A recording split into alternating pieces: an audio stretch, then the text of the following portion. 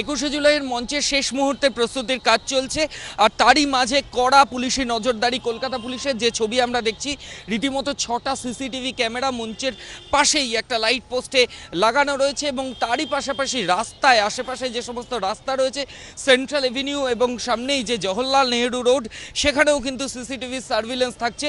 কোনো রকমের অপ্রীতিকর পরিস্থিতি যাতে না ঘটে, ঠিক সেই কারণেই কিন্তু এই সার্ভিলেন্স। এর পাশাপাশি লালবাজার সূত্রে খবর, কলকাতা পুলিশের সমস্ত সিনিয়র অফিসার্স, ইন্সপেক্টরস, যারা জয়েন্ট কমিশনার, অ্যাডিশনাল কমিশনার, তারা সবাই কিন্তু কালকে কর্তব্যরত থাকবেন। HRFS এবং রেডিও ফ্লাইং স্কোয়াডের যারা আধিকারিক, তারাও কিন্তু শহরের বিভিন্ন জায়গায় এবং ধর্মতলা সংলগ্ন জায়গায় তারা নজরদারি চালাবেন।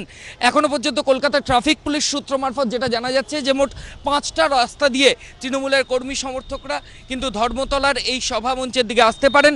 প্রথম রাস্তা সেকেন্ড হুগলি ব্রিজ, মূলত 2 মেদিনীপুর, হাওড়া গ্রামীণ এবং হাওড়া শহর থেকে যারা আসবেন তারা কিন্তু সেকেন্ড হুগলি ব্রিজ দিয়ে ধর্মতলার দিকে আসবেন। এছাড়াও নিবেদিতা সেতু, এই নিবেদিতা সেতু থেকেও কিন্তু বহু লোক আসবেন, মূলত যারা বর্ধমান, হুগলি থেকে, দুর্গাপুর থেকে, আসানসোল থেকে যারা ধর্মতলার দিকে আসবেন তারা নিবেদিতা সেতু ব্যবহার করে ডানলপ হয়ে সেন্ট্রাল এভিনিউ, বিটি রোড হয়ে তারা কিন্তু ধর্মতলার দিকে আসবেন। এছাড়াও দক্ষিণ 24 পরগনা থেকে যারা আসবেন তারা কিন্তু ডায়মন্ড হারবার রোড এবং শ্যামাপ্রসাদ মুখার্জি রোড, এই রাস্তা দিয়ে ধর্মতলার সভা মঞ্চের দিকে আসবেন।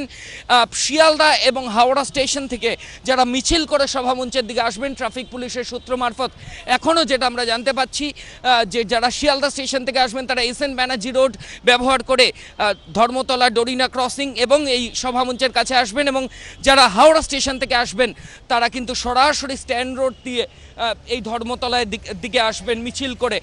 সকাল থেকেই কিন্তু পুলিশের নজরদারি থাকবে, পার্কিংয়ের ব্যবস্থাও থাকছে। যে সমস্ত কর্মী সমর্থকরা বাসে করে আসবেন তাদের জন্য নির্দিষ্ট পার্কিংয়ের ব্যবস্থাও থাকছে এবং তার পাশাপাশি সাদা পোশাকে পুলিশের নজরদারিও কিন্তু থাকবে।